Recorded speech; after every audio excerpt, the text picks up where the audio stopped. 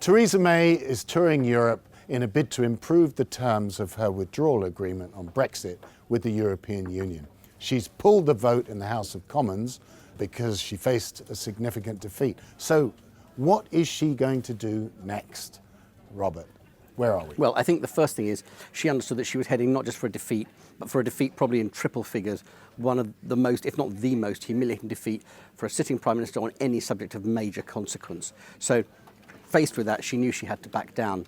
What she's trying to do now is get some extra riders written into the treaty, sort of legal codicils, which will say that the backstop over Northern Ireland, which is the key issue here. Yeah, it is. It's the absolute Gordian knot, isn't Essentially, the problem with the backstop arrangements for Northern Ireland is there is no easy way for Britain to escape from them if they are triggered.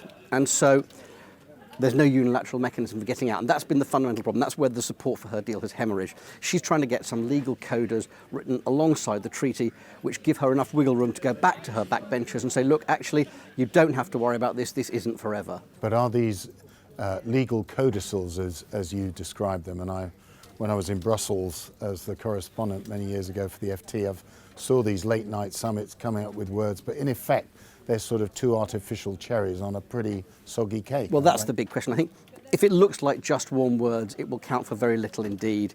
And if she brings the deal back, she'll lose. If she can get something that appears to be legally binding in some way, then she may have a chance. Personally, I think that the tide has gone out on this deal, and unless we're getting right to the middle of March and there's nothing else in place, at which point maybe it could be resurrected, I think she's in real trouble. When do you think she is going to hold a vote? And is it within her purview? It is broadly up to her, as long as she's Prime Minister.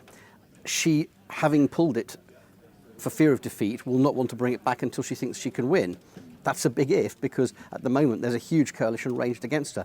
Her argument at the moment is very much to the Brexiters in her party and in Parliament, saying, if you vote this down, we could lose everything. Brexit could fall altogether. And the reason she's making that argument is because the Remainers in Parliament now clearly have the wind in their sails. They think they've got the numbers to either soften Brexit or to force a second referendum. And what about a leadership challenge to the Prime Minister within her own party? Well, I think that's entirely possible at the moment. I think the odds are probably a little bit against it still because there isn't a clear candidate to take over. So everyone's a bit nervous about forcing a challenge if they're not sure they're going to get their person in.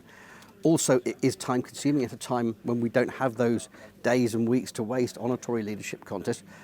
And finally, then they have to own the deal. They have to own the deal, and it doesn't change the majorities in Parliament. So even if the Conservatives went and elected a hard Brexiter going to pursue what they call a managed no-deal strategy, Parliament won't support it. So in a way, I think they are better off taking the Prime Minister hostage in Cabinet and Cabinet asserting itself and saying, we now say you've got to do this. Yeah. One angle we haven't talked about, but is absolutely key, is what do the Europeans think about it? We've seen Emmanuel Macron have to completely overturn his economic programme in France after the Gilets jaunes mass protests and violence. The Italian government, run now by populists, is also agitating for letting fiscal deficits go. You've got the European Parliament coming. They've got very little political room for manoeuvre. They have bigger. And they're not going to say, they've said today they're not going to revise the deal. Well, I think that's right. They'll do what they can to help. If help can be added in the way I've described, codicils, side statements, then they'll try to help her as much as they can. But there is no appetite or interest in reopening the treaty negotiations. A, because it's taken 2 years to get here and they really don't want to. B, because, as you say, they have bigger fish to fry at the moment. They feel Brexit is done. Here's a position. It's reasonable. We're not interested in getting back on it. So when Boris Johnson says, I've heard that the Europeans don't like the Irish backstop, which coming at the end of the transition period, and we don't like it, so why not just get rid of it? That's not going to happen. I don't see at the moment any way out of the backstop. And in fact, the more mistrust there is between the rest of Europe and Britain, the more they will demand the backstop be there. Robert Shrimsley, thank you very much.